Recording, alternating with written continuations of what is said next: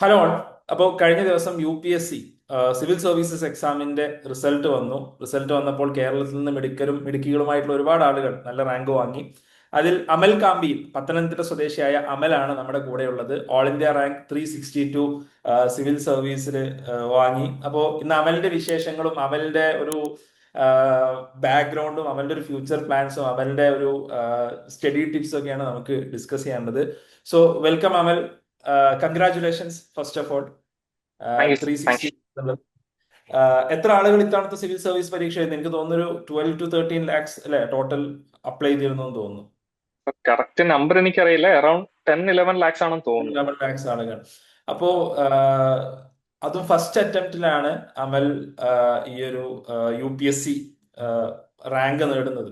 I mean generally ആളുകൾ ഒരു 3-4 attempts ഒക്കെ എടുക്കാം എന്നുള്ള ഒരു മൈൻഡ് സെറ്റിലാണ് ഇപ്പോൾ ഒരു സിവിൽ സർവീസ് എക്സാമിനെ കാണുന്നത് എന്ന് എനിക്ക് ഒരുപാട് ആളുകളോട് സംസാരിക്കുമ്പോൾ തോന്നിയിട്ടുണ്ട്. സോ എന്താണ് അമലിന്റെ ഒരു സ്റ്റോറി? എങ്ങനെയാണ് ഈ സിവിൽ സർവീസിലോട്ട് എത്തുന്നത്? എങ്ങനെയാണ്, എവിടേക്കാണ് പഠിച്ചത്? ഇതൊക്കെ പറഞ്ഞ് നമുക്ക് തുടങ്ങാം. സർ, ഞാൻ പഠിച്ചത് എന്റെ സ്കൂൾ കാലഘട്ടം മുഴുവൻ ഞാൻ ജനിച്ച ഗ്രാമത്തിൽ തന്നെയായിരുന്നു. കലഞ്ഞൂർ എന്നാണ് സ്ഥലത്തിന്റെ പേര്. അപ്പൊ Kalanjoor government higher secondary school കോമ്പൗണ്ടിലാണ് 1 മുതൽ +2 വരെ പഠിച്ചത്. അതിനുശേഷം പിന്നെ കുറച്ച് സീനിയേഴ്സ് ഒക്കെ പറഞ്ഞ അറിവ് വെച്ചിട്ടാണ് ഡൽഹി യൂണിവേഴ്സിറ്റിയെ പറ്റിയും അവിടുത്തെ ഹ്യൂമാനിറ്റീസ് കോഴ്സസിനെ പറ്റി അറിയുന്നത്. അങ്ങനെ ട്രെയിൻ പിടിച്ച് അങ്ങനെ ഡൽഹിയിൽ എത്തിച്ചേർന്നു. രാംദാസ് കോളേജിൽ 1922 ബാച്ചിൽ ബി ഓണേഴ്സ് പൊളിറ്റിക്കൽ സയൻസ് ആണ് ചെയ്തത്. അത് ഓക്കെ. കുറച്ച് വർഷം കോവിഡ് കൊണ്ടുപോയി. പിന്നെ അതിനുശേഷം PG ഹൈദരാബാദ് സെൻട്രൽ യൂണിവേഴ്സിറ്റി നിന്നായിരുന്നു, പൊളിറ്റിക്കൽ സയൻസിൽ തന്നെ. അതിനുശേഷം 2024 ജൂണിൽ തിരുവനന്തപുരത്ത് ഫോർച്യൂൺ IAS അക്കാഡമിയിൽ ജോയിൻ ചെയ്യാറ്. ഓക്കെ. റൈറ്റ്. അപ്പോ സയൻസ് ആണ് +1 +2 എടുത്തതെന്ന് തോന്നുന്നു അല്ലെ? അതെ, അതെ, അതെ. എന്തായിരുന്നു ഒരു ഹ്യൂമാനിറ്റീസിലോട്ട് ഷിഫ്റ്റ് ചെയ്യാനുള്ള റീസൺ? എസ്പെഷ്യലി സയൻസ് എന്ന് പറഞ്ഞാൽ ഒരു കംപ്ലീറ്റ്ലി ഡിഫറെന്റ് ഡൊമൈനിലാണല്ലോ. അതെ. അന്ന് +2-ന് ഒരു going with the flow kind of attitude ആയിരുന്നു. അതായത് എല്ലാവരും ചുറ്റുമുള്ളവർ സയൻസ് എടുക്കുന്നു, പിന്നെ മാർക്ക് കിട്ടിയവരെല്ലാവരും സയൻസ് എടുക്കുന്നു. അപ്പൊ പിന്നെ നമ്മളായിട്ട് എന്തിനാ മോശമാവുന്നെന്ന് വിചാരിച്ചാണ് സയൻസ് എടുത്തത്. പക്ഷെ അത് ഓക്കെ. എനിക്ക് ഗുണമായിട്ടുണ്ട്. പിന്നെ ഒരു രീതിയിൽ മാത്സിന് എന്റെ കുറച്ചുകൂടെ ഒക്കെ ബേസിക്സ് സ്ട്രോങ് ആയത് ആ ഒരു +2 സമയത്താണ്. അത് പിന്നെ CSAT-നടക്കം. CSAT ഹെൽപ്പ് ചെയ്തിട്ടുണ്ടാവും. അതെ, അതെ, അതെ, തീർച്ചയായിട്ടും. ഉം. അപ്പോ പിന്നെ അത് കഴിഞ്ഞിട്ടാണ് പിന്നെ കുറച്ചും കൂടെ സീരിയസ് ആയിട്ട് എന്താണ് ചെയ്യുന്നത് എന്നുള്ളതിനെ പറ്റി ആലോചിച്ച് തുടങ്ങിയത് +2-ന് ശേഷം. അപ്പൊ ഉം. കുറച്ച് സീനിയേഴ്സ്, എന്റെ ഒരു സീനിയർ, എന്റെ സ്കൂളിൽ തന്നെ പഠിച്ചിരുന്ന ഒരു ചേച്ചി, അദ്ദേഹം ഇതുപോലെ ഡൽഹി യൂണിവേഴ്സിറ്റിയിൽ ജോയിൻ ചെയ്തിരുന്നു ഓൾറെഡി. അപ്പോ കുറച്ചുകൂടി ഇൻസൈറ്റ്സ് ചേച്ചിയുടെ കയ്യിൽ നിന്ന് കിട്ടി. അങ്ങനെയാണ് അൾട്ടിമേറ്റ്ലി ഡൽഹി യൂണിവേഴ്സിറ്റിയിൽ എത്തിച്ചേരുന്നത്. ഓക്കെ. പിന്നെ അവിടെ ഒരു ഓൾറെഡി ഒരു വെൽക്കമിങ് ക്യാമ്പസ് ആണെന്ന് കേട്ടിരുന്നു അക്കാഡമിക്കലി. അപ്പോ അത് വളരെ എൻജോയ് ചെയ്തിരുന്നു. Yes. ഈ സിവിൽ സർവീസ് ഡ്രീം എന്നുള്ളത് ഡൽഹി യൂണിവേഴ്സിറ്റി പോകുമ്പോൾ തന്നെ ആ ഒരു സിവിൽ സർവീസ് ഡ്രീം വെച്ചിട്ടാണോ പോകുന്നത്? അതെ. സർ, ഞാൻ എടുത്ത സബ്ജക്ട് പൊളിറ്റിക്കൽ സയൻസ് ആയിരുന്നു. അപ്പോ അതൊന്നൊരു ഭയങ്കര ട്രെൻഡിങ് ഓപ്ഷനിലാണെന്ന് അന്ന് തന്നെ അറിയാമായിരുന്നു. അപ്പൊ അങ്ങനെ ഓക്കെ. ഒരു ആംഗിൾ മനസ്സിലുണ്ടായിരുന്നു എന്നുള്ളത് ശരിയാണ്. പക്ഷെ പിന്നെ സബ്ജക്റ്റിനോട് ഇഷ്ടം തോന്നിയോണ്ടാണ് പിന്നെ കുറച്ചുകൂടെ PG ചെയ്യാൻ തീരുമാനിച്ചത്. പക്ഷെ അത് ഞാൻ UPSC ചോദിക്കണം തരാൻ. എന്ന് വിചാരിച്ചൊരു കാര്യം ഇതാണ്. അതായത് സിവിൽ സർവീസ് ഒരു ഡ്രീമിലാണ് പോകുന്നതെങ്കിൽ പ്രോബ്ലി നിങ്ങൾ UG കഴിഞ്ഞ് നേരെ ട്രൈ ചെയ്യാനാണല്ലോ ശ്രമിക്കുക. പക്ഷെ പിന്നീട് ഒരു PGക്ക് പോകാനുള്ള റീസൺ എന്തായിരുന്നു എന്നുള്ളതായിരുന്നു എന്റെ അടുത്ത ചോദ്യം. Please continue. അതെ സർ, രണ്ട് കാരണങ്ങളുണ്ട് ശരിക്കും. ഒന്ന്, ഡിഗ്രിക്ക് ഞാൻ കോവിഡ് ബാച്ച് ആയിരുന്നു. അപ്പൊ ഏറെക്കുറെ ഒരു 2 വർഷത്തിന് അടുപ്പിച്ച് കോളേജ് അടച്ചു തന്നെ ഇട്ടേക്കുമായിരുന്നു. അപ്പോ വിചാരിച്ച ഒരു പഠനം അവിടെ നടന്നില്ല, ഓൺലൈൻ ക്ലാസ് ഒക്കെ ആയിട്ട്. അപ്പോ ഒരു PG അപ്പൊ ചെയ്യണമെന്ന് തോന്നി. സബ്ജക്റ്റിൽ ബേസ് ഇല്ലാന്ന പോലെ അന്ന് ഫീൽ ചെയ്തു. പിന്നെ രണ്ടാമത്, അന്ന് കുറച്ചും കൂടെ പൊളിറ്റിക്കൽ സയൻസിനോട് ഇഷ്ടം തോന്നി. അപ്പോ എന്തായാലും ഒരു PGയും കൂടെ ചെയ്ത് കുറച്ചുകൂടെ കോൺഫിഡന്റ് ആയിട്ട് UPSCക്ക് ജോയിൻ ചെയ്യണമെന്ന് വിചാരിച്ചു. ഓക്കെ. എന്തായാലും UPSC എന്നുള്ളത് തന്നെ ആയിരുന്നു എന്ത് ഒരു ഡ്രീം അല്ലെ? ഈ അതെ, PGക്ക് അതെ, ജോയിൻ ചെയ്യുമ്പോൾ കഴിഞ്ഞിട്ട് UPSCയിലോട്ട് വരണം എന്നുള്ളതായിരുന്നു. അതെ, യെസ്. പിന്നെ അത് കഴിയുന്നു. പറഞ്ഞ എനിക്കൊന്ന് തിരുവനന്തപുരം ഫോർച്യൂൺ അക്കാഡമിയിൽ ജോയിൻ ചെയ്തു അല്ലെ? അപ്പോ അതെ, അതെ. ഈ ഒരു ഡൽഹി ഇപ്പൊ ഞാൻ ഇത്തവണത്തെ സിവിൽ സർവീസ് ടോപ്പേഴ്സിന്റെ ലിസ്റ്റ് എടുത്ത് നോക്കുകയായിരുന്നു. അപ്പൊ അതില് എനിക്ക് തോന്നുന്ന ഒരു ടോപ്പ് 10 4 ആളുകളും ഡൽഹി യൂണിവേഴ്സിറ്റി സം കോളേജില്, സെന്റ് സ്റ്റീഫൻ രാംജാസ് കോളേജിലൊക്കെ പഠിച്ച ആളുകളാണ്. ടോപ്പ് 10 4 5 ആളുകൾ എന്നാണ് എന്റെ ഒരു ഓർമ്മ. ഞാൻ ഞാൻ കഴിഞ്ഞ ദിവസം എടുത്ത് ഇങ്ങനെ ലിസ്റ്റ് ഇങ്ങനെ നോക്കിയായിരുന്നു. So what are these reasons for that? Delhi എന്ത് കൈൻഡ് ഓഫ് അഡ്വാൻറ്റേജ് ആണ് ഒരു സിവിൽ സർവീസ് ആസ്പിറന്റിന് നൽകുന്നത്? ആൻഡ് ആ ഒരു അഡ്വാൻറ്റേജ് കോവിഡ് സമയത്തായിട്ടും എടുക്കാൻ അമലിന് പറ്റിയിട്ടുണ്ടോ? സർ, കോവിഡ് സമയം ആയതുകൊണ്ട് തന്നെ എനിക്ക് ആ അഡ്വാൻറ്റേജ് പൂർണ്ണമായും 100% എത്താൻ പറ്റിയില്ല. കാര്യം കോളേജ് ഓഫർ ചെയ്യുന്ന ഒരു എക്സ്ട്രാ കരിക്കുലർ എൻവയോൺമെന്റ്, എന്റെ കോളേജിൽ തന്നെ ഒരു ആക്റ്റീവ് സിവിൽ സർവീസ് സെല്ലൊക്കെ ഉണ്ടായിരുന്നു. പക്ഷെ എനിക്ക് അതിലൊക്കെ ഒന്ന് ആക്റ്റീവ് ആവാൻ പറ്റുന്നതിന് മുമ്പ് തന്നെ കോവിഡ് വന്നു, കോളേജൊക്കെ അടച്ചു. പക്ഷേ അവിടെ ചെന്ന് ഉണ്ടായ കോണ്ടാക്ട്സിൽ ഒത്തിരി പേര് UPSC ചെയ്തിരുന്നു. അപ്പോൾ അവരുടെയൊക്കെ അടുത്തുനിന്നാണ് ഇതിനെപ്പറ്റി ഒരു കോംപ്രഹെൻസീവ് ആയിട്ടുള്ള ഒരു അണ്ടർസ്റ്റാൻഡിങ് കിട്ടുന്നത്. ഇപ്പൊ നമുക്ക് ശരിയാ, ഇപ്പൊ യൂട്യൂബ് സോഴ്സസ് ഉണ്ടെങ്കിൽ പോലും നമുക്ക് പരിചയമുള്ളവർ ആ ഫീൽഡിലേക്ക് കിട്ടുമ്പോൾ നമുക്ക് കുറച്ചുകൂടെ പേഴ്സണലൈസ്ഡ് ആയിട്ടുള്ള ഒരു ഒരു റിവ്യൂ കിട്ടും. അത് തീർച്ചയായിട്ടും എന്നെ ഓപ്ഷണൽ സെലക്ട് ചെയ്യുന്നതിലും പിന്നെ അത് കഴിഞ്ഞ് എന്റെ സ്റ്റേ, എന്റെ അക്കാഡമി, എന്റെ ഷെഡ്യൂൾ അതെല്ലാം ഫോർമുലേറ്റ് ചെയ്യുന്നതിൽ ആ ഒരു ഇൻസൈറ്റ്സ് എന്നെ ഹെൽപ്പ് ചെയ്തിട്ടുണ്ട് തീർച്ചയായിട്ടും. അവിടുന്ന് കിട്ടിയ കോണ്ടാക്ട്സും പിന്നെ ആ ഒരു എൻവയോൺമെന്റ്. ഓക്കെ.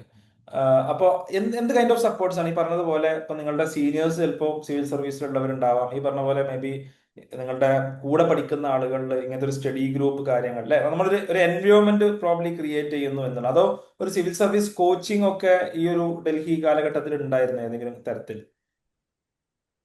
സർ, ഞാൻ കോവിഡ് ബാച്ച് ആയിരുന്നു പറഞ്ഞല്ലേ. അപ്പോ ഇടയ്ക്ക് ഒരുപാട് സമയം ഫ്രീ ആയിട്ടിരുന്നപ്പോ ഒരു അക്കാഡമിയിൽ ഇടയ്ക്ക് ജോയിൻ ചെയ്ത് ഒന്ന് കിക്ക് സ്റ്റാർട്ട് ചെയ്യണമെന്ന് വിചാരിച്ചിരുന്നു.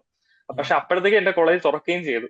അപ്പോ ആ പ്രിപ്പറേഷൻ പകുതിക്ക് വെച്ചിട്ട് പിന്നെ പഴയതുപോലെ കോളേജിലേക്ക് പോകേണ്ടി വന്നു. അപ്പോ ഒരു ഒരു പ്രിപ്പറേഷൻ സ്റ്റാർട്ട് ചെയ്തത് ശരിക്കും PG കഴിഞ്ഞിട്ട് ശേഷമാണ്. കാര്യം അതിനു മുമ്പുള്ള അതൊന്നും ഒരു പ്രിപ്പറേഷൻ എന്നുള്ള രീതിയിൽ പറയാൻ വേണ്ടിയിട്ട് ഞാൻ എക്യുപ്ഡ് അല്ലായിരുന്നു. ഓക്കെ.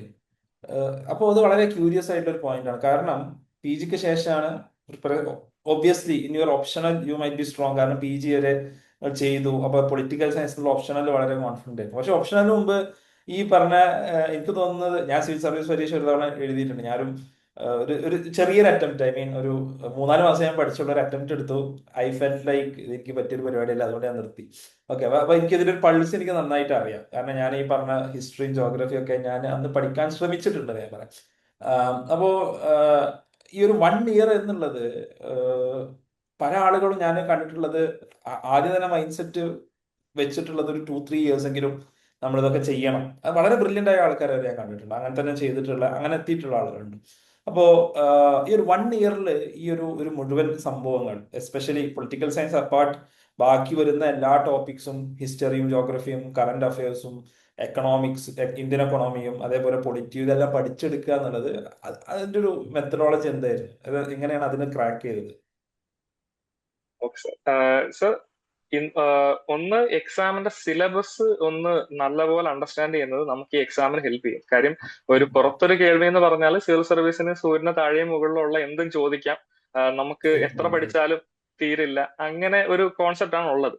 ഐ തിങ്ക് പാർഷ്യലി അത് ശരിയാണ്. നമുക്ക് എന്ത് ചോദ്യവും എവിടെ നിന്ന് വേണേലും പ്രതീക്ഷിക്കാം. പക്ഷെ മെജോറിറ്റി ഓഫ് ദ ക്വസ്റ്റ്യൻസ് നമുക്ക് വരുന്നത് ചില പർട്ടിക്കുലർ ഏരിയാസ് എന്നാണ്. UPSCയുടെ ഫേവറേറ്റ് ഏരിയാസ് കുറച്ച് ഈ കഴിഞ്ഞ കുറെ വർഷങ്ങൾ കൊണ്ട് ഒരു ഐഡിയ നമുക്ക് ഉണ്ടാക്കിയെടുക്കാം PYQs വഴി. അപ്പോൾ PYQs ഓറിയന്റ് ചെയ്തിട്ടായിരുന്നു എന്റെ പ്രിപ്പറേഷൻ. അപ്പോൾ പ്രിലിംസിനായാലും മെയിൻസിനായാലും അത് നല്ലപോലെ ക്വസ്റ്റ്യൻസ് വർക്ക്ഔട്ട് ചെയ്തിട്ടുണ്ട്. അപ്പോ പിന്നെ UPSCയുടെ ചില ക്വസ്റ്റ്യൻ ട്രെൻഡ്സ് ഉണ്ട്. അവർ ചില വർഷങ്ങളിൽ ചോദിക്കുന്ന ക്വസ്റ്റ്യൻസിന്റെ ഓപ്ഷൻസ് അവർ അടുത്ത വർഷം ക്വസ്റ്റ്യൻസ് ആയിട്ട് ഇടാറുണ്ട്. അപ്പോ PYQ നല്ലപോലെ വർക്ക്ഔട്ട് ചെയ്തൊരാൾക്ക് ചിലപ്പോൾ അതും ശരിയായിട്ട് വരാൻ ചാൻസ് ഉണ്ട്. പിന്നെ സർ, സെക്കൻഡ്ലി ഒരു ഷെഡ്യൂൾഡ് ആയിട്ടുള്ള എന്താ ഒരു ടൈം ടേബിള്, അത് പാർട്ട്ലി എന്റെ അക്കാഡമിയുടെ ഹെൽപ്പ് ഉണ്ടായിരുന്നു. അപ്പൊ ക്ലാസ്സസ് ഒക്കെ ടൈമിൽ തന്നെ കഴിഞ്ഞു. പിന്നെ എന്റെ മെന്റർ നിതിൻ സാർ ഒത്തിരി ഹെൽപ്പ് ചെയ്തിട്ടുണ്ട്, കറക്റ്റ് ആയിട്ട് മെറ്റീരിയൽസ് അയച്ചു തരുന്നതിലും പിന്നെ മെയിൻസിന്റെ സമയത്ത് എന്റെ എല്ലാ ആൻസേഴ്സും വാലുവേറ്റ് ചെയ്ത് തന്നതൊക്കെ സാറാണ്. അപ്പം ഈ ഒരു ഷെഡ്യൂൾ ചെയ്ത് പ്ലാൻ ചെയ്ത് നമ്മൾ ഇത്ര ടൈം ഒരു സബ്ജക്റ്റിന് കൊടുത്തു പഠിക്കുന്നു എന്നുള്ളതും ടൈം മാനേജ്മെന്റ് ഭയങ്കര ഇമ്പോർട്ടന്റ് ആണ്. അപ്പോ അതും അക്കാഡമിയുടെ ഹെൽപ്പും എന്റെ മെന്ററിന്റെ ഹെൽപ്പും കാരണം അത് പോസിബിൾ ആയിട്ടുണ്ട്. ചിലപ്പം അതൊക്കെ ആവാം സമയത്ത് ചെയ്യാൻ പറ്റിയത്. ഓക്കെ. അപ്പൊ ഞാൻ മേ ബി ഒന്നുകൂടി ഡീറ്റെയിൽഡ് ആയിട്ട് ഒന്ന് ചോദിക്കാം, ജസ്റ്റ് ടു അണ്ടർസ്റ്റാൻഡ്. എനിക്ക് തോന്നുന്നു അമലിന്റെ എനിക്ക് ഒരു വർഷം കൊണ്ട് ഒരാൾ ക്രാക്ക് ചെയ്തു എന്ന് പറയുമ്പോൾ ചിലപ്പോൾ ഒരുപാട് ഇൻസൈറ്റ്സ് ചിലപ്പോൾ അമൽ കുറച്ചും കൂടി എക്സ്പ്ലെയിൻ ചെയ്യുമ്പോൾ ആളുകൾക്ക് കിട്ടുമായിരിക്കും, ആസ്പിറൻസ് ആയിട്ടുള്ള ആളുകൾക്ക്. അതുകൊണ്ടാണ് ഞാൻ ചോദിക്കുന്നത്. അതായത് ഇപ്പോൾ ഫോർ എക്സാമ്പിൾ നമുക്കൊരു സബ്ജക്ട് എടുക്കാം, ഇപ്പോൾ ഒരു ഹിസ്റ്ററിയോ അല്ലെങ്കിൽ മേ ബി പൊളിറ്റി എടുക്കാം. ഇപ്പോൾ പൊളിറ്റിയിലെ ഒരു ചാപ്റ്റർ, മേ ബി ഒരു വൺ ഓഫ് ദ ചാപ്റ്റർ എടുക്കുമ്പോൾ അമലിന്റെ അതിന്റെ ഒരു അപ്രോച്ച് എങ്ങനെയാണ്? ലൈക്ക് ഇപ്പോൾ ഫ്രഷ് ആയിട്ട് പഠിക്കാൻ തുടങ്ങുകയാണ്, ഇപ്പോൾ പറഞ്ഞു. അപ്പോൾ എവിടെ നിന്നാണ് തുടങ്ങുന്നത്? NCERT നിന്നാണോ ഓർ സംവെർ എൽസ്? അല്ലെങ്കിൽ ഈ PYQs ചെയ്തിട്ടാണോ തുടങ്ങുന്നത്? ഒരൊറ്റ ചാപ്റ്റർ നമ്മൾ മേ ബി ഒരു എക്സാമ്പിൾ ആയിട്ട് എടുക്കുകയാണെങ്കിൽ മേ ബി അമൽ ഒരു എക്സാമ്പിൾ എടുത്ത് പറയാം. എങ്ങനെയായിരിക്കും അമൽ അതിനൊന്ന് ബ്രേക്ക് ഡൗൺ ചെയ്യാം, ഒരു study strategy? Okay sir. Sir, first ഞാൻ NCERT വായിച്ചിട്ടുണ്ടോ എന്നുള്ളതാണ്. ഞാൻ NCERT വായിച്ചിരുന്നു, പക്ഷെ ഇതൊരു കഥ പോലെ വായിച്ചു വിടുകയായിരുന്നു. കാര്യം എനിക്ക് അങ്ങനെ ഫസ്റ്റ് ടൈമർ ആയതുകൊണ്ട് തന്നെ ഒരു പ്രീ പ്രെപ്പിനുള്ള സമയം എനിക്ക് കിട്ടിയിട്ടില്ല. അപ്പൊ ഞാൻ വന്നപ്പോഴേ ഞാൻ ഹാർഡ് കോർ പ്രിപ്പറേഷനിലേക്ക് തന്നെ കിടക്കായിരുന്നു. അപ്പം ഒരു NCERTയുടെ ഒരു ബഫർ എനിക്ക് സത്യത്തിൽ അങ്ങനെ കിട്ടിയിട്ടില്ല. പിന്നെ ഞാൻ മാനേജ് ചെയ്തത് ക്ലാസ് നോട്ട്സ് എക്സ്റ്റെൻസീവ് ആയിട്ട് അക്കാഡമിയിൽ നിന്ന് കിട്ടുമായിരുന്നു. അത് മാക്സിമം യൂട്ടിലൈസ് ചെയ്തിട്ടുണ്ട് എല്ലാ സബ്ജക്റ്റിനും. പക്ഷെ പൊളിറ്റി ഒരു സ്പെഷ്യൽ കേസ് ആണ്. കാര്യം പൊളിറ്റി UPSCയുടെ തന്നെ ബൈബിൾ എന്ന് പറയുന്ന ഒരു ബുക്കാണ് ലക്ഷ്മികാന്ത്. അപ്പോ ലക്ഷ്മികാന്ത് വായിക്കാതെ, അതെ അതെ, ലക്ഷ്മികാന്ത് വായിക്കാതെ നമുക്ക് ഈ എക്സാമിലേക്ക് കടക്കുന്നതിനെ പറ്റി ആലോചിക്കാൻ പറ്റില്ല. അപ്പൊ ഞാൻ ആകെ വായിച്ച ഒരേ ഒരു സ്റ്റാൻഡേർഡ് ബുക്ക് ലക്ഷ്മികാന്ത് ആയിരുന്നു. അപ്പോൾ അത് ഓരോരോ ചാപ്റ്റർ വൈസ് എടുത്തിട്ട് അണ്ടർലൈൻ ചെയ്തിട്ട് പിന്നെ ഹൈലൈറ്റ് ചെയ്ത് റിവിഷൻ പരുവത്തിനാക്കി വെച്ചിട്ടുണ്ടായിരുന്നു. പിന്നെ തിരിച്ചു വന്നിട്ട് ഫുള്ള് വായിക്കേണ്ട ആവശ്യമില്ലാതെ ഒന്ന് കണ്ണോടിച്ചു പോകാൻ പറ്റുന്ന രീതിയിൽ ആ ടെക്സ്റ്റിനെ ഞാൻ ആക്കി വെച്ചിട്ടുണ്ടായിരുന്നു. പിന്നെ ഒരു PYQ, ഞാൻ നേരത്തെ പറഞ്ഞ പോലെ PYQ ഒന്ന് ക്വസ്റ്റ്യൻ ട്രെൻഡ്സ് ഏതാണെന്ന് മനസ്സിലാക്കി. എക്സാമ്പിൾ, എല്ലാ വർഷവും പാർലമെന്റ് എന്ന് പറഞ്ഞാൽ പൊളിറ്റിയിൽ UPSCയുടെ ഫേവറേറ്റ് ടോപ്പിക്കാണ്. അപ്പം പാർലമെന്റ് എന്ന് പഠിച്ചാൽ എന്തായാലും 2 ക്വസ്റ്റ്യൻ ഉറപ്പായിരുന്നു എന്ന് എനിക്ക് PYQയിൽ ഒരു 5 വർഷം കണ്ടപ്പോൾ മനസ്സിലായി. അപ്പോ ആ 2 ക്വസ്റ്റ്യൻ എൻഷുർ ചെയ്യാൻ വേണ്ടിയിട്ട് പാർലമെന്റ് എക്സ്ട്രാ എഫേർട്ട് ഇട്ട് പഠിച്ചിട്ടുണ്ട്, കൂടുതൽ ക്വസ്റ്റ്യൻ ചെയ്തിട്ടുണ്ട്, മൾട്ടിപ്പിൾ ടൈംസ് റിവൈസ് ചെയ്തിട്ടുണ്ട്. ഇത് ഡീകോഡ് ചെയ്തത് ഇപ്പൊ പറഞ്ഞല്ലോ, ഇപ്പൊ പാർലമെന്റ് എന്നുള്ള ഒരു 5 വർഷത്തെ പേപ്പർ അനലൈസ് ചെയ്തു, അപ്പൊ അതിലൊരു എന്തായാലും 2 ക്വസ്റ്റ്യൻ വരും. ഇത് ഡീകോഡ് ചെയ്ത് അമലിനെ ഡീകോഡ് ചെയ്താണോ, ഓർ ഇപ്പൊ പഠിച്ച ഇൻസ്റ്റിറ്റ്യൂട്ട് അവിടുത്തെ മെന്റേഴ്സ് ഇവർ ഡീകോഡ് ചെയ്ത് ഇവർ പറയുന്നത് നമ്മൾ ഫോളോ ചെയ്യുന്നതാണോ? സർ, രണ്ടും ഉണ്ട്. അതായത് എന്റെ അക്കാഡമിയിൽ എനിക്ക് എക്സലന്റ് ഹെൽപ്പ് ഉണ്ടായിരുന്നു. അപ്പം പൊളിറ്റിയുടെ എന്റെ അക്കാഡമിയിലെ ഫാക്കൽറ്റി സൈലേഷ് സർ ഓൾറെഡി ഒരു ടോപ്പിക്ക് പഠിപ്പിക്കുമ്പോൾ തന്നെ പറയും, ഈ ടോപ്പിക്ക് ഒത്തിരി വന്നിട്ടുള്ള ഏരിയ ആണ്, ഇത് നിങ്ങൾ ശ്രദ്ധിച്ചിരിക്കണം, വളരെ ഇമ്പോർട്ടന്റ് ആണ്. പിന്നെ ഇവര് തന്നെ നമ്മളെ മോട്ടിവേറ്റ് ചെയ്യും PYQ കാണാൻ വേണ്ടിയിട്ട്. അത് PYQ ഒന്ന് കണ്ണോടിച്ചാൽ നന്നാവുന്ന സാറുമാർ തന്നെ സജസ്റ്റ് ചെയ്യാറുണ്ട്. അപ്പൊ അങ്ങനെയും കൂടെ നോക്കുമ്പോൾ സാറ് പറയുന്നത് കൺഫേം ആവും. കാര്യം ഓൾറെഡി ക്വസ്റ്റ്യൻസ് എല്ലാ വർഷവും ചോദിക്കുന്നുണ്ട്. അപ്പോ രണ്ട് രീതിയിലും PYQ നമ്മളായിട്ട് വർക്ക്, സെൽഫ് ഹെൽപ്പ് ഒരു പരിധി വരെ നമുക്ക് എന്തായാലും വേണം നമുക്ക്. പിന്നെ അക്കാഡമിയുടെ ഹെൽപ്പ് ഉണ്ടായിരുന്നു ക്വസ്റ്റ്യൻ അനലൈസ് ചെയ്യുന്നതിൽ. അപ്പോ പ്രിലിംസ് എഴുതുന്നു, പ്രോബ്ലി പ്രിലിംസിന് എത്ര സ്കോർ കിട്ടിയ, സ്കോർ വന്നോ അതോ? സർ, സ്കോർ ഇന്ന് വൈകുന്നേരം ഒരു 5 മണിയായപ്പോ വന്നിരുന്നു. പക്ഷെ സൈറ്റ് ലാഗ് കാരണം എനിക്ക് എടുക്കാൻ പറ്റിയിട്ടില്ല. അപ്പോൾ ഇപ്പോഴും അറിയില്ല, ഇത് കഴിഞ്ഞാൽ ഒന്ന് ഏകദേശം നോക്കണം. എത്ര ഉണ്ടാവും? 200-ലല്ലേ? 200-ൽ എത്ര? അതെ സാറേ, ഞാൻ പ്രതീക്ഷിക്കുന്നത് കുറച്ച് ആൻസർ കീ ഒക്കെ നോക്കിയപ്പം 98 to 110 റേഞ്ചിലായിരുന്നു ഉണ്ടായിരുന്നത്. അപ്പൊ ഇതിനിടയ്ക്ക് എവിടെയെങ്കിലും കിട്ടും, പക്ഷെ മാറ്റങ്ങളാവാം. ഒഫീഷ്യൽ ആൻസർ കീ കുറച്ച് വ്യത്യാസമാണ്. ഓക്കെ. അപ്പൊ ഈ ഒരു 1 ഇയറിന്റെ ഉള്ളിൽ ആദ്യം പ്രിലിംസ് ആണ്. ഇപ്പോ മെയിൻസിനുള്ളതും നേരത്തെ തന്നെ പഠനം തുടങ്ങിയിരുന്നോ, അതോ once you felt about prelims അതിന് ശേഷമാണോ മെയിൻസിലോട്ടുള്ള ഒരു പ്രിപ്പറേഷൻ തുടങ്ങിയത്? എങ്ങനെയായിരുന്നു? സർ, ശരിക്കും ഒരു വൈസ് സ്ട്രാറ്റജി എന്ന് പറയുന്നത് പ്രിലിംസ് ആൻഡ് മെയിൻസ് പ്രിപ്പറേഷൻ ഒരുമിച്ച് കൊണ്ടുപോകുക എന്നുള്ളതാണ്. അതായത് നമ്മൾ whenever we study four prelims we also look out for topics which are exclusive for mains as well. പക്ഷെ എന്റെ കാര്യത്തിൽ ഞാൻ പേടിച്ചാണ് പഠിച്ചത്. അതായത് ഞാൻ പ്രിലിംസ് പാസ്സാവൂലേ, അപ്പോ ഇങ്ങനെ ടെൻഷൻ അടിച്ചാലുള്ള ഒരു പ്രശ്നം എന്ന് പറഞ്ഞാൽ പ്രിലിംസ് ആയിരിക്കും നമ്മുടെ പ്രൈം ഫോക്കസ്. കാര്യം അതാണ് ഏറ്റവും നിയറസ്റ്റ് ഒബ്സ്റ്റക്കിൾ അതാണ്. അപ്പോ ഞാൻ എന്റെ പ്രിപ്പറേഷന്റെ 90% പ്രിലിംസിന് വേണ്ടിയിട്ട് വിട്ടുകൊടുത്തിട്ട് മെയിൻസ് മിനിമം എഫേർട്ട് മാത്രമേ ഇട്ടിട്ടുള്ളൂ. പ്രിലിംസിനും മെയിൻസിനും ഇടയ്ക്കുള്ള ഒരു സമയത്ത് പ്രിലിംസ് കിട്ടുമെന്ന് ഒരു തോന്നൽ വന്നപ്പോ തൊട്ടാണ് മെയിൻസിന് നോക്കി തുടങ്ങിയത്. ഓക്കെ. പിന്നെ മെയിൻസിന് സ്വാഭാവികമായിട്ടും മെയിൻസിന് സ്കോർ വന്നോ, അതോ സ്കോർ ആയിട്ട് വന്നിട്ട്? അതും വന്നു സർ, പക്ഷെ സൈറ്റ് കിട്ടുന്നില്ല. അതെ. പിന്നെ വരുന്നത് സ്വാഭാവികമായിട്ട് പേഴ്സണാലിറ്റി ടെസ്റ്റ് ആണ്. എന്തായിരുന്നു അപ്പൊ ഒരു ഫീലിംഗ്? മെയിൻസ് ക്വാളിഫൈ ചെയ്തു ഫസ്റ്റ് അറ്റംപ്റ്റിൽ തന്നെ, ലൈക്ക് പേഴ്സണാലിറ്റി ടെസ്റ്റിലോട്ട് പോകുമ്പോൾ അതിന്റെ ഒരു പ്രിപ്പറേഷൻ എന്തെല്ലാം ആയിരുന്നു? അതൊരു ഹാപ്പി ഫേസ് ആണ് ശരിക്കും. ആദ്യം തന്നെ മെയിൻസ് എനിക്ക് ഒരു തരത്തിൽ എനിക്ക് അവസാന ലിസ്റ്റിൽ എനിക്ക് തോന്നുന്നു വരുന്നതിനേക്കാൾ കുറച്ചുകൂടെ സന്തോഷം എനിക്ക് ഇന്റർവ്യൂ കോൾ കിട്ടിയപ്പോഴാണ് വേണമെങ്കിൽ പറയാം. കാര്യം ഇന്റർവ്യൂ കോൾ കിട്ടിയപ്പോൾ ഭയങ്കര എക്സൈറ്റഡ് ആയിരുന്നു. ഒരിക്കലും വിചാരിച്ചില്ലെന്നല്ല അത്രയും വരെയൊക്കെ എത്താൻ പറ്റുമെന്ന്. അപ്പോ അന്ന് എന്റെ സ്ട്രാറ്റജി എന്ന് പറഞ്ഞാൽ മാക്സിമം ഫ്രണ്ട്സുമായിട്ട് എനിക്കൊരു പിയർ ഉണ്ടായിരുന്നു. അപ്പോൾ മാക്സിമം പിയറുമായിട്ട് ഡെയിലി ബേസിസിൽ ഒരു 2-3-4 അവേഴ്സ് ഡെയിലി ഡിസ്കസ് ചെയ്യുമായിരുന്നു. പിന്നെ മെന്ററുമായിട്ട് 1-on-1 സെഷൻസ് ഉണ്ടായിരുന്നു. പിന്നെ കുറച്ച് എൻറിച്ച്മെന്റ് ക്ലാസ്സസ് പ്രീവിയസ് ഇയറിൽ എന്തൊക്കെയാണ് ബോർഡുകൾ ചോദിച്ചിട്ടുള്ളതെന്ന് വെച്ചിട്ട് ക്ലാസ്സസ് ഉണ്ടായിരുന്നു.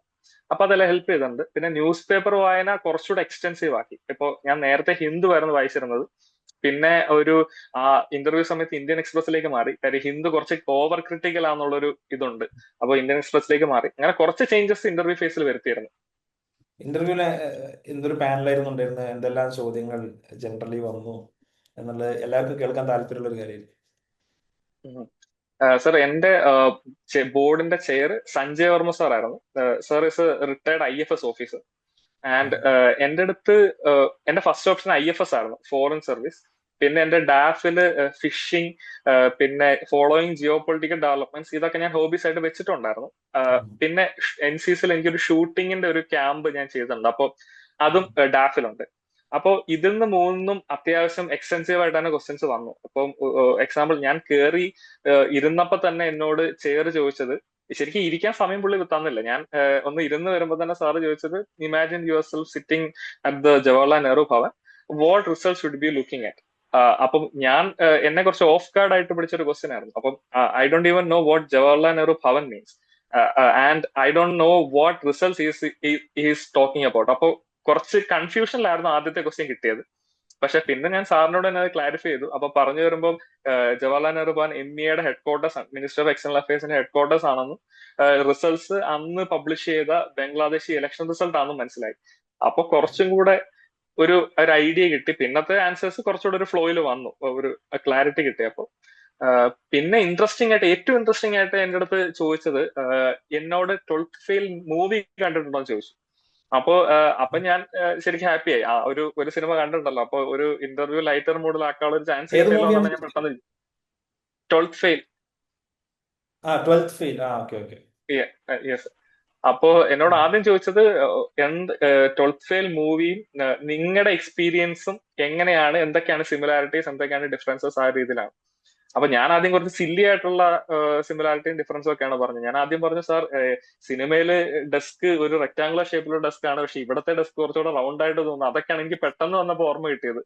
ഞാൻ പെട്ടെന്ന് വിചാരിച്ചു സ്പെസിഫിക് ഇന്റർവ്യൂ എന്താണ് സംഭവിച്ചത്, അല്ലെങ്കിൽ ഇന്റർവ്യൂ എക്സ്പീരിയൻസ് മാത്രം കമ്പയർ ചെയ്യണമെന്ന് ഞാൻ ആദ്യം വിചാരിച്ചു. പക്ഷെ പിന്നെ സാർ ക്ലാരിഫൈ ചെയ്തു ഓവറോൾ ജേർണി എങ്ങനെ ഉണ്ടായിരുന്നു എന്ന് ചോദിച്ചു. അപ്പോ എനിക്ക് കുറച്ച് ആൻസർ കുറച്ച് നല്ലപോലെ ചെയ്യാൻ പറ്റിയെന്ന് എനിക്ക് പിന്നെ തോന്നി. അത് ഞാൻ റിപ്ലൈ കൊടുത്തത്, സർ, ആ മൂവിയില് ഈ വിക്രാന്ത് മാസയുടെ ക്യാരക്ടറിന്റെ 3rd or 4th അറ്റംപ്റ്റിലാണ് സർ ക്ലിയർ ചെയ്യുന്നത്. പക്ഷെ എന്റെ ഫസ്റ്റ് അറ്റംപ്റ്റ് ആയിരുന്നു. അപ്പോ സെക്കൻഡ്, എന്റെ ആ മൂവിയിലെ ബോർഡ് ഈ വിക്രാന്ത് മാസ ഇട്ട് നല്ലപോലെ ബുള്ളി ചെയ്ത ഒരു ബോർഡാണ്.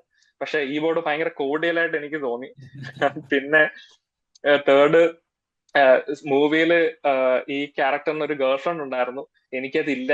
അപ്പൊ ഇതൊക്കെയാണ് എനിക്ക് കാണാൻ പറ്റുന്ന ഡിഫറൻസസ് എന്ന് ഞാൻ പറഞ്ഞു. അത് ബോർഡും ലൈറ്റ് ആയിട്ട് എടുത്തു എന്ന് എനിക്ക് തോന്നി. ഓക്കെ. അപ്പൊ എന്തായാലും വലിയൊരു ഫേസ് കംപ്ലീറ്റ് ചെയ്തു. ഇനി എന്താണ് അടുത്ത പ്ലാൻസ്, എന്താണ്, ഏത് സർവീസ് ആണ് ഇപ്പോഴത്തെ ഒരു അവസ്ഥയിൽ കിട്ടുക, and what's your thoughts, plans? Sir, ഇപ്പോ ഉള്ള ഒരു സർവീസ് കിട്ടുമെന്ന് വിചാരിക്കുന്നത് 100% ഉറപ്പായിട്ടില്ല. IRS ആയിരിക്കും, IRS ഇൻകം ടാക്സ്. പക്ഷെ അത് നമുക്ക് സർവീസ് അലോക്കേഷൻ PDF വന്നാലേ കൺഫേം ആക്കാൻ പറ്റൂ. പിന്നെ ഇപ്പോഴത്തെ പ്ലാൻ എന്ന് പറഞ്ഞാൽ കുറച്ച് കൺഫ്യൂസ്ഡ് ആണ്.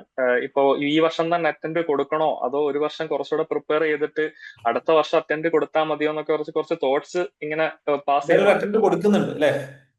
ഒരറ്റൻഡ് ഉറപ്പായിട്ടും കൊടുക്കുന്നുണ്ട്. ഒരറ്റൻഡേ ഉള്ളൂ ശരിക്കും. അതെ. അതെ സർ, ഈ ലിസ്റ്റിൽ ഓൾറെഡി വന്ന കാൻഡിഡേറ്റ്സിന് ഇനി ഒരു അറ്റംപ്റ്റേ ഉള്ളൂ. അത് 2025 കൊണ്ടുവന്നല്ലോ. ബെസ്റ്റ് അറ്റംപ്റ്റ് ആയിട്ട് ഒന്നെങ്കിൽ ഇപ്പോൾ കൊടുക്കണോ, അല്ലെങ്കിൽ ഇപ്പൊ കൊടുത്താൽ ഇനി സമയമുണ്ടോ എന്നുള്ളൊരു ക്വസ്റ്റ്യൻ. അതെ അതെ. അപ്പൊ അങ്ങനെ ഒരു കൺഫ്യൂഷനിലാണ്. പിന്നെ ഞാൻ ഈ അറ്റംപ്റ്റ് കൊടുക്കുകയാണെന്നുണ്ടെങ്കിൽ ലബാസ്റ്റിലെ ഫൗണ്ടേഷൻ കോഴ്സ് മിസ്സാവും. പിന്നെ ട്രെയിനിങ് കുറച്ച്, പിന്നെ IRSന്റെ കോർ ട്രെയിനിങ്ങിലേക്ക് നമുക്ക് ജോയിൻ ചെയ്യാം. പക്ഷെ ലബാസിലെ ട്രെയിനിങ് മിസ്സാവും. ഞാൻ ഇത് ലീവ് എടുക്കുകയാണെന്നുണ്ടെങ്കിൽ ഞാൻ, അതായത് അടുത്ത വർഷം ഞാൻ അറ്റംപ്റ്റ് കൊടുക്കാൻ തീരുമാനിച്ചാൽ ഫൗണ്ടേഷൻ കോഴ്സിന് പോവാം, പിന്നെ ട്രെയിനിങ്ങിൽ നിന്ന് എക്സ്ട്രാ ഓർഡിനറി ലീവ് എടുത്ത് മാറാം. അപ്പോ അങ്ങനെ 2 സ്കോപ്പാണ് ഇപ്പൊ ഉള്ളത്. അപ്പോ എങ്ങനെയാന്നുള്ളത് ആലോചിക്കണം. Okay, fine. IFS എന്നുള്ളത് ഒരു ഡ്രീം ആവാനുള്ള ഒരു റീസൺ എന്താണ്? ഈ പൊളിറ്റിക്കൽ സയൻസ്, ജിയോ പൊളിറ്റിക്സ് ഇതിലൂടെയൊക്കെയുള്ള താല്പര്യമാണോ, അതോ വേറെ എന്തെങ്കിലും ആണോ? സർ പണ്ട് മുതൽ ജിയോ പൊളിറ്റിക്സ് ആയിരുന്നു എന്റെ പൊളിറ്റിക്കൽ സയൻസിലെ ഏറ്റവും ഇൻട്രസ്റ്റിംഗ് ടോപ്പിക്. എനിക്ക് IR എവിടെയെങ്കിലും PG ചെയ്യണം എന്നാണ് ശരിക്കും ആഗ്രഹം. പക്ഷെ വിചാരിച്ച JNUല് IRന്റെ ഡിപ്പാർട്ട്മെന്റിലേക്ക് കിട്ടിയില്ല. അപ്പോഴാണ് പിന്നെ ഹൈദരാബാദിൽ പിന്നെ സെക്കൻഡ് ബെസ്റ്റ് ചോയ്സ് എന്നുള്ള രീതിയിൽ അങ്ങോട്ട് പോയത്. അപ്പൊ IR എന്ന പോലെ ഇൻട്രസ്റ്റിംഗ് ആയിരുന്നു. പിന്നെ കുറച്ചും കൂടെ മനസ്സിലായപ്പോ, കുറച്ചുകൂടെ സർവീസിനെ പറ്റി അറിഞ്ഞപ്പോ കുറച്ചും കൂടെ ഒരു പേഴ്സണൽ ഗ്രോത്തിനും അങ്ങനൊക്കെ കുറച്ചും കൂടെ എനിക്ക് പറ്റിയ ഒരു സർവീസ് ആയിട്ട് എനിക്ക് തോന്നിയത് ഫോറിൻ സർവീസ് ആയിരുന്നു. ഇപ്പൊ ഒരു ഞാൻ പഠിച്ച സബ്ജക്റ്റിനും എന്റെ എക്സ്പീരിയൻസിനും കുറച്ചുകൂടെ കോൺട്രിബ്യൂട്ട് ചെയ്യാനും ആ ഒരു സർവീസിന് പറ്റുമെന്ന് എനിക്ക് തോന്നി. പിന്നെ ജയശങ്കർ പോലുള്ള വലിയ ഫിഗേഴ്സ്, അവരുടെ ഇൻഫ്ലുവൻസ്, പിന്നെ മലയാളികൾ തന്നെ ഒത്തിരി പേര് ഇപ്പം IFSലേക്ക് കയറി അവരുടെ തന്നെ ഒരു ഫുട് പ്രിന്റ് പതിപ്പിക്കുന്നുണ്ട്. അപ്പൊ അതെല്ലാം ഇൻഫ്ലുവൻസ് ആയിട്ടുണ്ട്. മേ ബി ഇനി ആസ്പിറൻസ് ഈ വർഷം ഒക്കെ അല്ലെങ്കിൽ അടുത്ത വർഷമൊക്കെ ഒരു അറ്റംപ്റ്റ് എടുക്കുന്നവരോട് അമൽ എന്താണ് ഒരു അഡ്വൈസ് ആയിട്ട് പറയാനുള്ളത്? How should you go about this? നമ്മൾ ഫസ്റ്റ് അറ്റംപ്റ്റ് ക്ലിയർ ചെയ്യാൻ വേണ്ടി തന്നെ നമ്മൾ പഠിക്കണം. അതായത് ഒത്തിരി പേര് ഞാൻ പറയുന്നത് കേട്ടിട്ടുണ്ട്, അതായത് ഫസ്റ്റ് അറ്റംപ്റ്റോ സെക്കൻഡ് അറ്റംപ്റ്റോ തേർഡ് അറ്റംപ്റ്റോ ഒക്കെ ആവും. എനിക്ക് തോന്നുന്നു നമ്മൾ അങ്ങനെ ഒരു മൈൻഡ് സെറ്റിൽ പോയാൽ ഓട്ടോമാറ്റിക്കലി നമ്മൾ അങ്ങനെ അത്രയും വർഷത്തിലേക്ക് ഡിലേ ആവാൻ ചാൻസ് ഉണ്ട്. അപ്പോ നമ്മള് നമ്മുടെ ഡ്രീംസിനെ തന്നെ ഒതുക്കുന്നത് പോലെയാണ് ഈ ഒരു സെക്കൻഡോ തേർഡോ അറ്റംപ്റ്റിൽ ക്ലിയർ ആക്കാം എന്നുള്ള രീതിയിൽ പോയാൽ. ഫസ്റ്റ് അറ്റംപ്റ്റ് തന്നെ ക്ലിയർ ആക്കുക, അതാണ് എല്ലാവർക്കും നല്ലത്. നമ്മുടെ മെന്റൽ ഹെൽത്തിനും നമ്മുടെ ഫിനാൻഷ്യൽ ഹെൽത്തിനും നമ്മുടെ ഫാമിലിയുടെ മെന്റൽ ഹെൽത്തിനും എല്ലാം അത് തന്നെയാണ് നല്ലത്. പിന്നെ പിന്നെ പറയാനുള്ളത്, ഡെഡിക്കേറ്റ് ചെയ്യുന്ന ടൈം 100% ഇതിന് ഡെഡിക്കേറ്റ് ചെയ്യുക. റെസ്റ്റ് ഒക്കെ തീർച്ചയായിട്ടും എടുക്കുക, ഓഫ് ഡേയ്സ് ഉണ്ടാവണം, അതുപോലെ ഇടയ്ക്കൊന്ന് ടൈം ബ്രേക്ക് എടുക്കണം. പക്ഷെ കൊടുക്കുമ്പോൾ 100% കൊടുക്കാൻ ശ്രമിക്കുക. അപ്പോ അതൊക്കെ തന്നെയാണ് സർ. മേ ബി ലാസ്റ്റ് ഒരു ക്വസ്റ്റ്യൻ കൂടി. ഇപ്പോ ഒരുപാട് മേ ബി ഒരു സ്കൂൾ സ്റ്റുഡൻസോ പാരന്റ്സോ ഒക്കെ അത് കാണുന്നുണ്ടാവും. സാധാരണ നമുക്ക് എല്ലാവർക്കും അറിയുന്ന ഒരു കാര്യമാണ്, എല്ലാവരും പറയുന്ന ഒരു കാര്യമാണ് സിവിൽ സർവീസിന് ഏതെങ്കിലും ഒരു ഡിഗ്രി മതി എന്നുള്ളത്. റൈറ്റ്? എല്ലാവരും അത് ശരിക്കും ഒരു മിസ്നോമർ ആണ്. ഐ മീൻ, നിങ്ങൾ എവിടെ UG പഠിക്കുന്നു എന്നുള്ളത്, എന്ത് പഠിക്കുന്നു എന്നുള്ളത്, അല്ലെങ്കിൽ അറ്റ്ലീസ്റ്റ് എവിടെ പഠിക്കുന്നു എന്നുള്ളത് ഇതിൽ വളരെ, ഇപ്പോൾ അമലിന്റെ കേസിൽ ഡൽഹി യൂണിവേഴ്സിറ്റി എന്നുള്ളത് പോലെ ഇതൊരു ക്രിട്ടിക്കൽ ആയിട്ടുള്ള ഒരു ഫാക്ടർ ആയിട്ട് അമലിന് തോന്നുന്നുണ്ടോ? ഒരു സ്കൂൾ സ്റ്റുഡന്റിനെ അല്ലെങ്കിൽ അവരുടെ ഒരു പാരന്റ് എങ്ങനെയായിരിക്കും അമൽ അഡ്വൈസ് ചെയ്യുക, who wants to come to the service?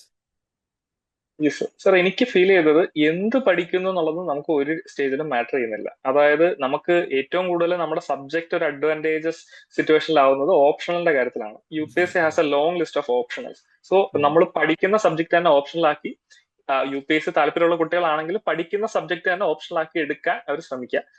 എന്ത് പഠിക്കുന്നു എന്നുള്ളതിനേക്കാൾ എവിടെ പഠിക്കുന്നു എന്നുള്ളത് ഭയങ്കര ഇമ്പോർട്ടന്റ് ആണെന്ന് എനിക്ക് തോന്നിയിട്ടുണ്ട്. ഫോർ എക്സാമ്പിൾ, എന്റെ ഡൽഹി എക്സ്പീരിയൻസ് ആണ് കുറച്ചും കൂടെ എന്റെ ഈ സർവീസിൽ പ്രിഫറൻസിലേക്ക് എന്നെ എത്തിച്ചത്. പിന്നെ അതുപോലെ തന്നെ ഇപ്പം നമ്മൾ കാണുന്ന ഒരു പാറ്റേൺ എന്ന് പറഞ്ഞാൽ UPSCക്ക് എഞ്ചിനീയറിംഗ് ഓപ്ഷനായിട്ട് എടുക്കുന്ന ഒത്തിരി സ്റ്റുഡൻസ് ഉണ്ട്. അവരൊക്കെ ഒന്നെങ്കിൽ IIT അല്ലെങ്കിൽ ഐസർ പോലുള്ള വലിയ വലിയ കോളേജിൽ നിന്ന് ഇറങ്ങുന്നവരും, അല്ലെങ്കിൽ DU പോലുള്ള കോളേജുകളിൽ നിന്ന് ഡിഗ്രി കഴിയുന്നവരും അങ്ങനെയൊക്കെയാണ്. പക്ഷെ അല്ലാത്തവരുണ്ട് കേട്ടോ, എക്സെപ്ഷൻസ് ആർ ഓൾവേസ് ദയർ. പക്ഷെ നമ്മൾ പഠിക്കുന്ന സബ്ജക്ട് നമ്മൾ എത്ര ഇൻട്രസ്റ്റിംഗ് ആയിട്ട് അല്ലെങ്കിൽ എത്ര ഡീപ്പിൽ പഠിക്കുന്നു എന്നുള്ളത് നമ്മുടെ UPSC ജേർണിയിൽ നമുക്ക് തീർച്ചയായിട്ടും നമുക്ക് ഹെൽപ്പ് ചെയ്യും. അപ്പോ മാക്സിമം നല്ല കോളേജിൽ നമുക്ക് ഇഷ്ടമുള്ള കോഴ്സിന് ചേർന്നാൽ UPSC ജേർണി നമുക്ക് ഓപ്ഷനിൽ ഒരു ഇഷ്ടമായിട്ടുള്ള സബ്ജക്റ്റ് ആയിട്ട് നമുക്ക് പഠിക്കാം. അപ്പോൾ അത് അത്ര കുറച്ചും കൂടെ നമ്മുടെ മേലുള്ള ഒരു പ്രഷർ കുറച്ചത് കുറയ്ക്കാൻ ഹെൽപ്പ് ചെയ്യും. ഓക്കെ. ഇപ്പൊ എവിടെ പഠിക്കുന്നു, എന്ത് പഠിക്കുന്നു എന്നുള്ളതിനേക്കാളും എവിടെ പഠിക്കുന്നു എന്നുള്ളത് നമുക്ക് കിട്ടുന്ന ഒരു പിയർ ഗ്രൂപ്പും വളരെ പ്രധാനമാണ് എന്നുള്ള ഒരു പോയിന്റ് പറഞ്ഞു. So anyway, congratulations again. ഇനി അടുത്തൊരു അറ്റംപ്റ്റിനുള്ളൊരു ബെസ്റ്റ് വിഷസ് ഇപ്പോഴേ നേരുകയാണ്. IRS കഴിഞ്ഞ് IAS തന്നെ എത്താൻ സാധിക്കട്ടെ എന്ന് ആശംസിക്കുകയാണ്. ഇത് കാണുന്ന ആളുകൾ നിങ്ങൾക്കുള്ള ക്വസ്റ്റ്യൻസ്, കമന്റ്സ് എല്ലാം തീർച്ചയായിട്ടും താഴെ നിങ്ങൾ രേഖപ്പെടുത്തുക. Will try to answer that. And thanks Amal for your time. Thank you so much. Thank you so much for meeting.